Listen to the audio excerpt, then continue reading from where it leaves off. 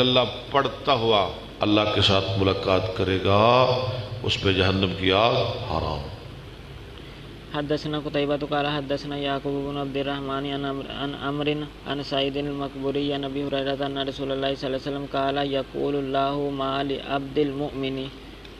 اللہ فرماتا ہے کیا ہے مومن بندے کے لیے؟ عندي جزاء، نہیں ہے، اگر الہ ہے نا، نہیں ہے مومن بندے کے لیے میرے پاس کوئی بدلہ، کوئی جزا، اذا قبضت صفیہ،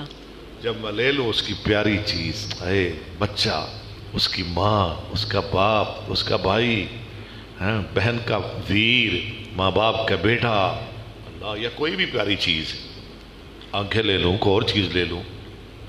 من الدنیا ثم احتسبہ، پھر وہ ثواب طلب کرے،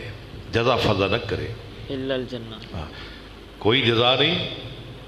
جس کی میں پیاری چیز لے لوں اس کے لیے میرے ہاں کوئی جزا نہیں، الا الجنہ، مگر جنت، اور کوئی جزا نہیں اور کوئی بدلہ نہیں، صرف جنت، میں اسے جنت ہی دوں گا۔ جنت سے بڑھ کے کیا جزا ہو سکتی ہے؟ جس کو جنت مل جائے اسے سب کچھ مل گیا۔